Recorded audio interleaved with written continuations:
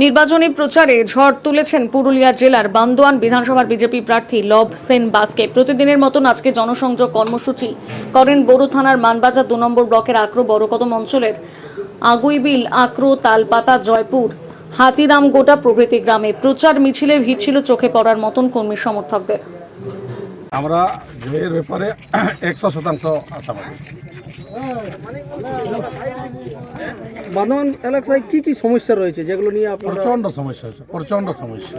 কি বলবো, কোনটা নাই, কোন সমস্যা? রাস্তাঘাট থেকে শুরু করে পানীয় জল আছে আপনার। আমাদের বিশেষ করে এসটিদের, যেহেতু এসটি বিধানসভা, এসটিদের কথা বলি।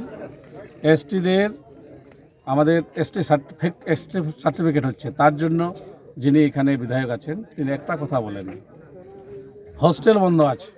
আমাদের একলব্য স্কুল, যেটা কেন্দ্রীয় সরকার, আমাদের ভারতীয় জনতা পার্টির সরকার যেটা স্যাংশন করে দিয়েছেন, সেটা এখনও চালু হয়নি।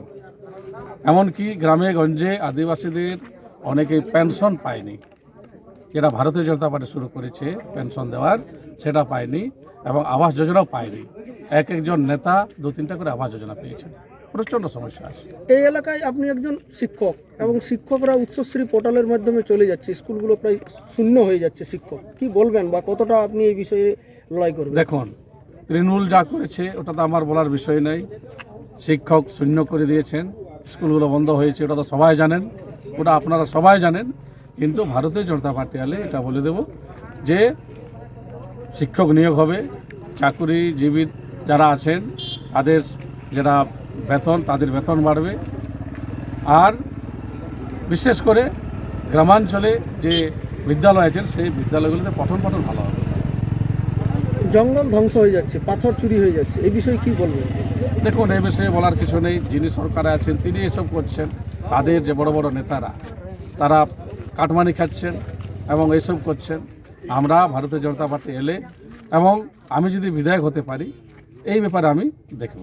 কুর্মী সমাজ আপনাদেরকে সমর্থন করছেন, এলাকায় কুর্মী সমাজের যথেষ্ট প্রভাব রয়েছে, সেই বিষয়ে আপনার কি প্রতিক্রিয়া? যে দেখুন, কর্মী সমাজ আমাদের সাথে, আমাদের পরিবারে যোগদান করেছেন এবং কর্মী সমাজ শপথ নিয়েছেন। আমিও ওনাদের সাথে বসেছি। ওনারা তৃণমূল সরকারকে উৎখাত করার জন্য রেডি আছেন, তৈরি আছেন। ওনাদের যে কার্যকর্তারা আছেন তারা অলরেডি মাঠে নেমে পড়ে গেছেন, তারা আমাদের সাথে আছেন।